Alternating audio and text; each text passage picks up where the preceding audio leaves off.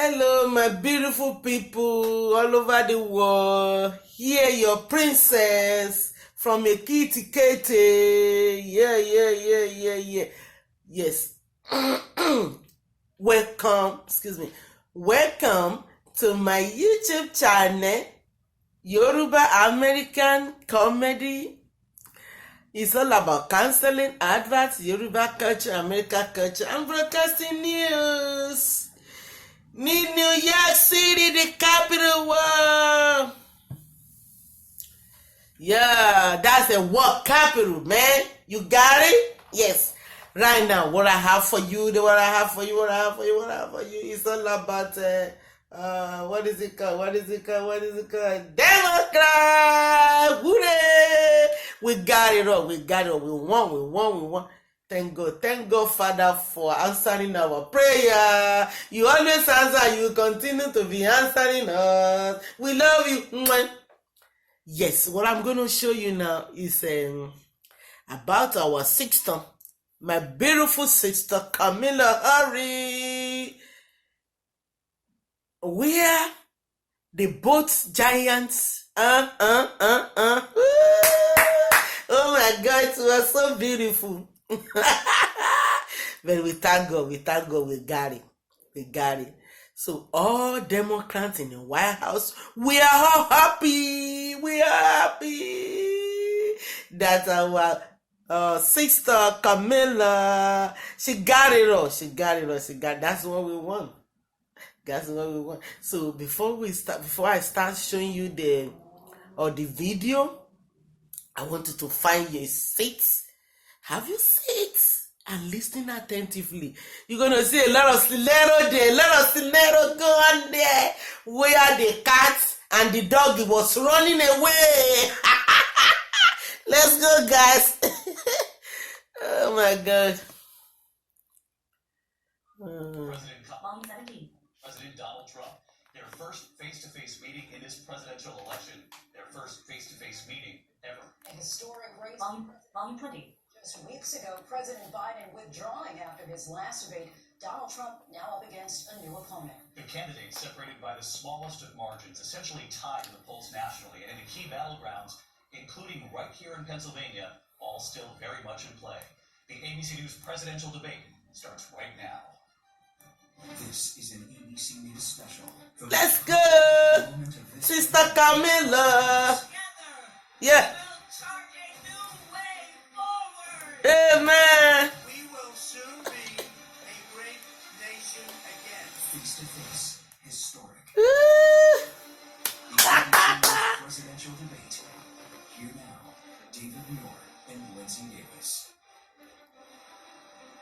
Good evening, I'm David Muir, and thank you for joining us for tonight's ABC News presidential debate. We want to welcome viewers watching on ABC and around the world tonight. Vice President Kamala Harris and President Donald Trump are just moments away from taking the stage in this unprecedented race for president. And I'm Lindsay Davis. Tonight's meeting could be the most consequential event of their campaigns, with Election Day now less than 2 months away. For Vice President Kamala Harris, this is her first debate since President Biden withdrew from the race on July 21st. Of course, that decision followed his debate against President Donald Trump in June. Since then, this race has taken on an entirely new dynamic. And that brings us to the rules of tonight's debate. 90 minutes with 2 commercial breaks. No topics or questions have been shared with the campaigns. The candidates will have 2 minutes to answer questions, and this is the clock. That's what they'll be seeing. 2 minutes for rebuttals and 1 minute for follow-ups, clarifications, or responses. Their microphones will only be turned on when it's their turn to speak. No pre-written notes allowed. There is no audience here tonight in this hall at the National Constitution Center. This is an intimate setting for 2 candidates who have never met. President Trump won the coin toss. He chose to deliver the final closing statement of the evening. Vice President Harris selected the podium to the right. So let's now welcome the candidates to the stage. Vice President Kamala Harris and President Donald Trump. Let's go, guys. You see, she got 50% right here. Thank you. Yeah, I'm gonna be a good girl. You did good. We are looking forward to a spirited and thoughtful debate. So let's get started. I want to begin tonight with the issue that voters repeatedly say is their number one issue, and that is the economy and the cost of living in this country. Vice President Harris, you and President Trump were elected 4 years ago, and your opponent on the stage here tonight often asks his supporters, are you better off than you were 4 years ago? When it comes to the economy, do you believe Americans are better off than they were 4 years ago? So I was raised as a middle-class kid, and I am actually the only person on this stage who has a plan that is about lifting up the middle class and working people of America. Hey, I believe in the ambition, the aspirations, the dreams of the American people. And that is why I imagine and have actually a plan to build what I call an opportunity economy. Because here's the thing. We know that we have a shortage of homes and housing. And the cost of housing is too expensive for far too many people. We know that young families need support to raise their children, and I intend on extending a tax cut for those families of $6,000, which is the largest child tax credit that we have given in a long time, so that those young families can afford to buy a crib, buy a car seat, buy clothes for their children. My passion, one of them, is small businesses. My mother raised my sister and me, but there was a woman who helped raise us. We call her our second mother. She was a small business owner. I love our small businesses. My plan is to give a $50,000 tax deduction to start up small businesses, knowing they are part of the backbone of America's economy. My opponent, on the other hand, his plan is to do what he has done before, which is to provide a tax cut for billionaires and big corporations, which will result in $5 trillion to America's deficit. My opponent has a plan that I call the Trump's sales tax, which would be a 20% tax on everyday goods that you rely on to get through the month. Economists have said that Trump sales tax would actually result for middle-class families in about $4,000 more a year because of his policies and his ideas about what should be the backs of middle-class people paying for tax cuts for billionaires. President Trump, will give you 2 minutes. First of all, I have no sales tax. That's an incorrect statement. She knows that. We're doing tariffs on other countries. Other countries are going to finally, after 75 years, pay us back for all that we've done for the world. And the tariff will be substantial in some cases. I took in billions and billions of dollars, as you know, from China. In fact, they never took the tariff off because it was so much money they can't. It would totally destroy everything that they've set out to do. They're taking in billions of dollars from China and other places they've left the tariffs on. When I had it, I had tariffs, and yet I had no inflation. Look, we've had a terrible economy because inflation which is really known as a country buster. It breaks up countries. We have inflation like very few people have ever seen before, probably the worst in our nation's history. We were at 21%, but that's being generous because many things are 50, 60, 70, and 80% higher than they were just a few years ago. This has been a disaster for people, for the middle class, but for every class. On top of that, we have millions of people pouring into our country from prisons and jails, from mental institutions and insane asylums, and they're coming in and they're taking jobs that are occupied right now by African Americans and Hispanics, and also unions. Unions are going to be affected very soon. And you see what's happening. You see what's happening with towns throughout the United States. You look at Springfield, Ohio. You look at Aurora in Colorado. They are taking over the towns. They're taking over buildings. They're going in violently. These are the people that Xi and Biden led into our country, and they're destroying our country. They're dangerous. They're at the highest level of criminality, and we have to get them out. We have to get them out fast. I created one of the greatest economies in the history of our country. I'll do it again and even better. We are going to get to immigration and border security during this debate, but I would like to let Vice President Harris respond on the economy here. Well, I would love to. Let's talk about what Donald Trump left us. Donald Trump left us the worst unemployment since the Great Depression. Donald Trump left us the worst public health epidemic in a century. Donald Trump left us the worst attack on our democracy since the Civil War. And what we have done is clean up Donald Trump's mess. What we have done and what I intend to do is build on what we know are the aspirations and the hopes of the American people. But I'm going to tell y'all in this debate tonight, you're going to hear from the same old tired playbook, a bunch of lies, grievances, and name calling. What you're going to hear tonight is a detailed and dangerous plan called Project 2025 that the former president intends on implementing if he were elected again. I believe very strongly that the American people want a president who understands the importance of bringing us together, knowing we have so much more in common than what separates us. And I pledge to you to be a president for all Americans. President Trump will give you a minute to respond. Number one, I have nothing to do, as you know, and as she knows better than anyone, I have nothing to do with Project 2025. That's out there. I haven't read it. I don't want to read it purposely. I'm not going to read it. This was a group of people that got together. They came up with some ideas. I guess some good, some bad. But it makes no difference. I have nothing to do. Everybody knows I'm an open book. Everybody knows what I'm going to do. Cut taxes very substantially and create a great economy like I did before. We had the greatest economy. We got hit with a pandemic.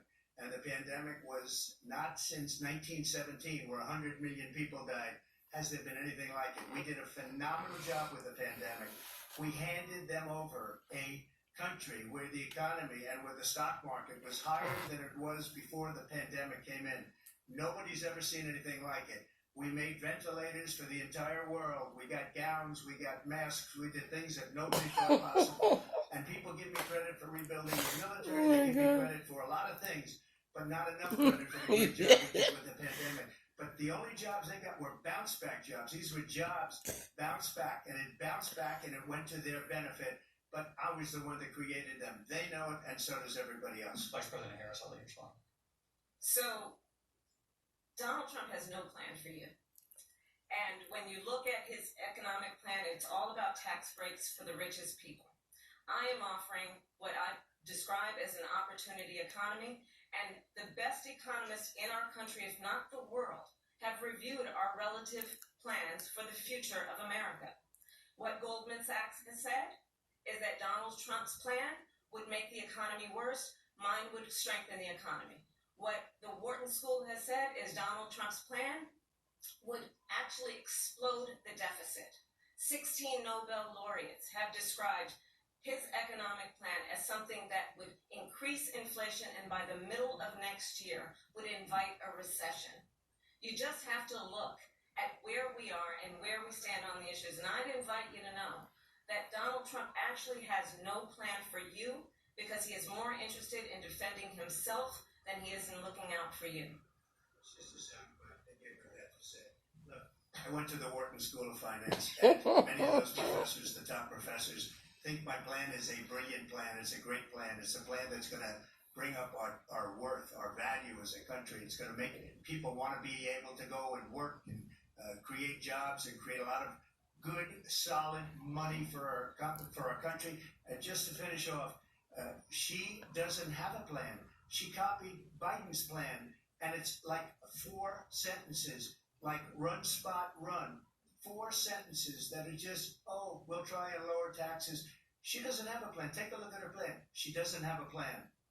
Mr. President, I do want to drill down on something you both brought up. The Vice President brought up your tariffs. You responded, and let's drill down on this because your plan is what she calls is essentially a national sales tax. Your proposal calls for tariffs, as you pointed out here, on foreign imports across the board. You recently said that you might double your plan, imposing tariffs up to 20% on goods coming into this country. As you know, many economists say that with tariffs at that level, costs are then passed on to the consumer. Vice President Harris has argued it'll mean higher prices on gas, food, clothing, medication, arguing it costs the typical family nearly $4,000 a year.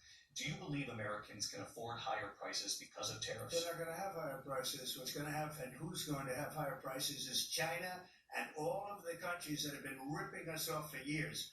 I was the only president ever. China was paying us hundreds of billions of dollars, and so were other countries. And, you know, if she doesn't like them, they should have gone out and they should have immediately cut the tariffs. But those tariffs are there 3.5 years now under their administration. We are going to take in billions of dollars, hundreds of billions of dollars. I had no inflation, virtually no inflation. They had the highest inflation perhaps in the history of our country because I've never seen a worse period of time. People can't go out and buy cereal or bacon or eggs or anything else. The people of our country are absolutely dying with what they've done. They've destroyed the economy. And all you have to do is look at a poll. The polls say 80 and 85 and even 90% that the Trump economy was great, that their economy was terrible. Vice President Harris, I do want to ask for your response. You heard what the president said there, because the Biden administration did keep a number of the Trump tariffs in place. So how do you respond? Well, let's be clear that the Trump administration resulted in a trade deficit, one of the highest we've ever seen in the history of America. He invited trade wars.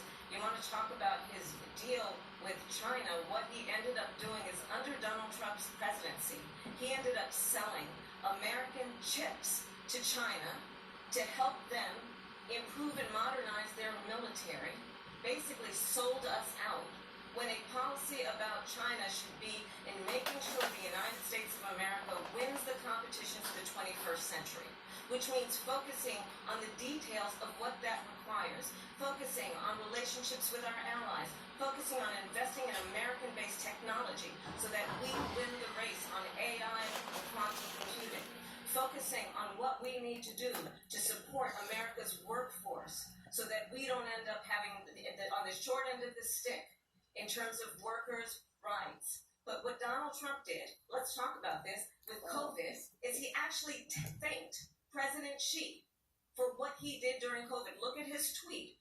Thank you, President Xi, exclamation point, when we know that Xi was responsible for lacking and not giving us transparency about the origins of COVID.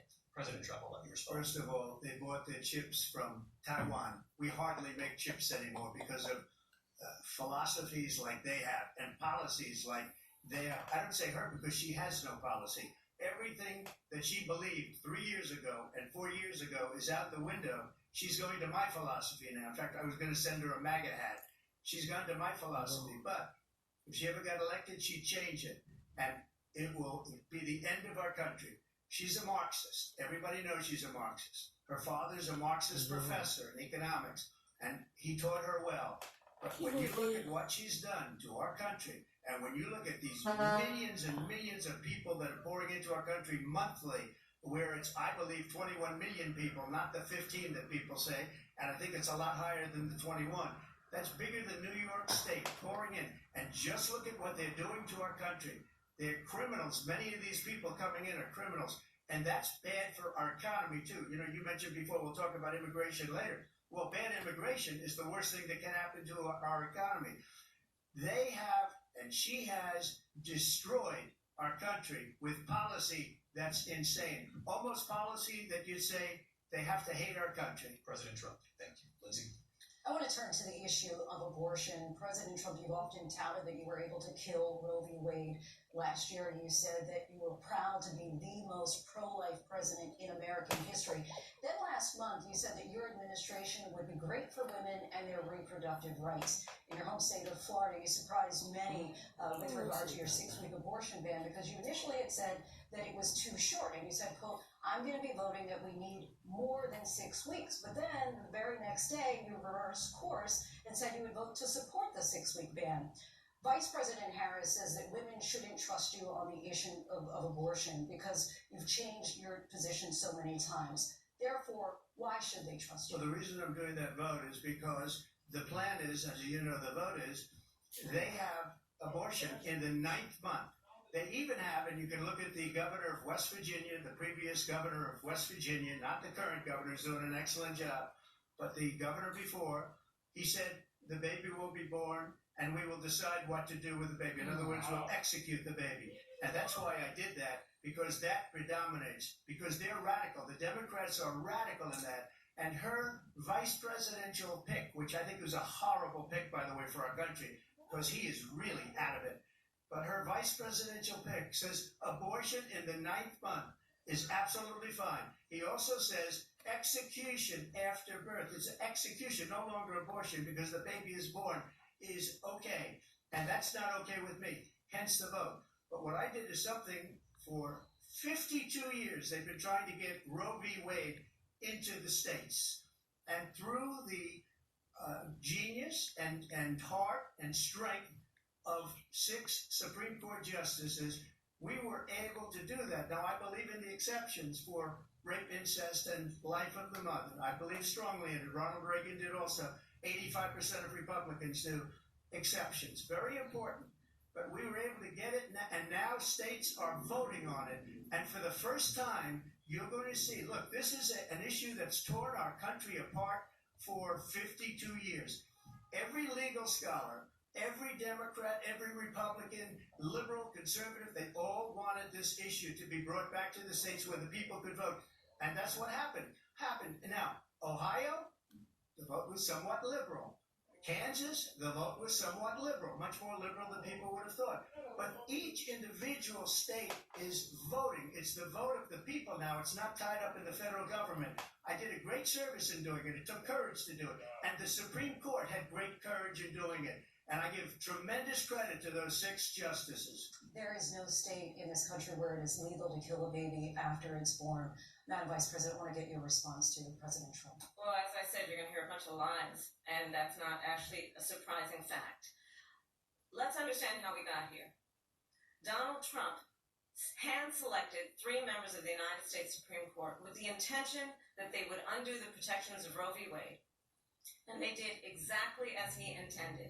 And now in over 20 states, there are Trump abortion bans, which make it criminal for a doctor or nurse to provide health care. In one state, it provides prison for life.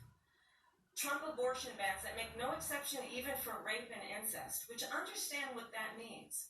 A survivor of a crime, a violation to their body, does not have the right to make a decision about what happens to their body next. That is immoral. And one does not have to abandon their faith or deeply held beliefs to agree. The government, and Donald Trump certainly, should not be telling a woman what to do with her body. I have talked with women around our country. You want to talk about this is what people wanted? Pregnant women who want to carry a pregnancy to term, suffering from a miscarriage, being denied care in an emergency room because the healthcare providers are afraid they might go to jail, and she's bleeding out in a car in the parking lot. She didn't want that. Her husband didn't want that. A 12 or 13-year-old survivor of incest being forced to carry a pregnancy to term. They don't want that. And I pledge to you, when Congress passes a bill to put back in place the protections of Roe v. Wade, as President of the United States, I will proudly sign it into law. But understand, if Donald Trump were to be reelected, he will sign a national abortion ban. Understand, in his Project 2025, there would be a national abortion, a monitor that would be monitoring your pregnancies, your miscarriages. I think the American people believe that certain freedoms, in particular the freedom to make decisions about one's own body, should not be made by the government. Thank you, Vice President Harris. Well, there she goes. That's a good point. I'm not signing a ban, and there's no reason to sign a ban, because we've gotten what everybody wanted. Democrats, Republicans, and everybody else, and every legal scholar wanted it to be brought back into the states. And the states are voting. And it may take a little time, but for 52 years, this issue has torn our country apart. And they've wanted it back in the states. And I did something that nobody thought was possible. The states are now voting. What she says is an absolute lie. And as far as the abortion ban, no, I'm not in favor of abortion ban, but it doesn't matter, because this issue has now been taken over by the states. Would you veto a national abortion ban if it came Well, to I won't this? have to, because again, two things. Number one, she said she'll go back to Congress. She'll never get the vote. It's impossible for her to get the vote, especially now with the 50-50 and essentially 50-50 in both Senate and the House. She's not going to get the vote. She can't get the vote. She already passed it. So it's just talk. You know what? When they said they're going to get student loans terminated, and it ended up being a total catastrophe. The student loans, and then her, I think probably her boss, if you call him a boss, he spends all his time on the beach. But look, her boss went out and said, we'll do it again. We'll do it a different way. He went out, got rejected again by the Supreme Court. So all these students got taunted with this whole thing about this whole idea. And how unfair that would have been, part of the reason they lost, to the millions and millions of people that had to pay off their student loans. They didn't get it for free. But they were saying it's the same way that they talked about that. that they talk about abortion. But if I could just get a yes or no, because your running mate, J.D. Vance, has said that you would veto it if it did come to your desk. Well, I didn't discuss it with JD, in all fairness. JD, and I don't mind if he has a certain view, but I think he was speaking for me, but I really didn't. Look, we don't have to discuss it because she'd never be able to get it, just like she couldn't get student loans. They couldn't get student loans. They didn't even come close to getting student loans. They taunted young people and a lot of other people that had loans. They could never get this approved. So it doesn't matter what she says about going to Congress. So wonderful. Let's go to Congress, do it. But the fact is that for years they wanted to get it out of Congress and out of the federal government. And we did something that everybody said couldn't be done. And now you have a vote of the people on abortion. Vice President Harris, I want to give you your time to respond, but I do want to ask, would you support any restrictions on a woman's right to an abortion? I absolutely support reinstating the protections of Roe v. Wade. And as you rightly mentioned, nowhere in America is a woman carrying a pregnancy to term and asking for an abortion. That is not happening. It's insulting to the women of America. And understand what has been happening under Donald Trump's abortion. That was great. Couples who pray and dream of having a family are being denied IVF treatments. What is happening in our country? Working people, working women who are working 1 or 2 jobs, who can barely afford childcare as it is, have to travel to another state to get on a plane sitting next to strangers to go and get the health care she needs. Barely can afford to do it, and what you are putting her through is unconscionable. And the people of America have not, the majority of Americans believe in a woman's right to make decisions about her own body, and that is why in every state where this issue has been on the ballot, in red and blue states both, the people of America have voted for freedom. Vice President Harris. Excuse me, I have to respond. Another lie. It's another lie. I have been a leader on IVF, which is fertilization. The IVF, I have been a leader. In fact, when they got a very negative decision on IVF from the Alabama courts, I saw the people of Alabama and the legislature 2 days later voted it in. I've been a leader on it. They know that, and everybody else knows it. I have been a leader on fertilization, IVF. And the other thing, you should ask, will she allow abortion in the 8th month, 9th month, 7th month? Okay, would you do that?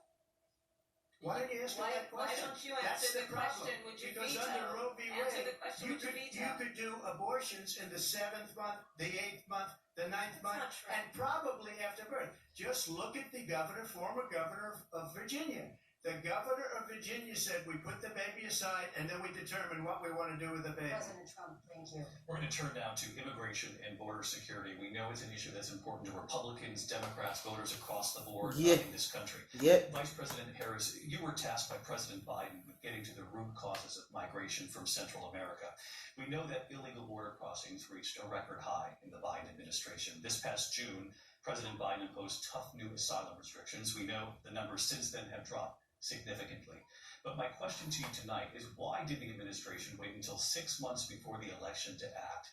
And would you have done anything differently from President Biden on this? So I'm the only person on this stage who has prosecuted transnational criminal organizations for the trafficking of guns, drugs, and human beings.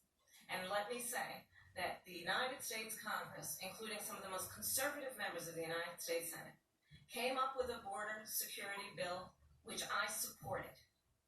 And that bill would have put 1,500 more border agents on the border to help those folks who are working there right now overtime, trying to do their job. It would have allowed us to stem the flow of fentanyl coming into the United States. I know there are so many families watching tonight who have been personally affected by the surge of fentanyl in our country. That bill would have put more resources to allow us to prosecute transnational criminal organizations for trafficking in guns, drugs, and human beings. But you know what happened to that bill? Donald Trump got on the phone, called up some folks in Congress, and said, kill the bill. And you know why? Because he'd prefer to run on a problem instead of fixing a problem. And understand, this comes at a time where the people of our country actually need a leader who engages in solutions, who actually addresses the problems at hand. But what we have in the former president is someone who would prefer to run on a problem instead of fixing a problem. And I'll tell you something, he's going to talk about immigration a lot tonight, even when it's not the subject that is being raised. And I'm going to actually do something really unusual, and I'm going to invite you to attend one of Donald Trump's rallies, because it's a really interesting thing to watch. You will see during the course of his rallies, he talks about fictional characters like Hannibal Lecter. He will talk about windmills cause cancer.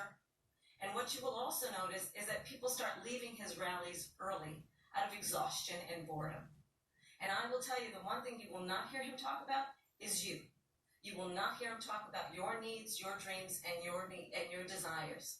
And I'll tell you, I believe you deserve a president who actually puts you first. And I pledge to you that I will.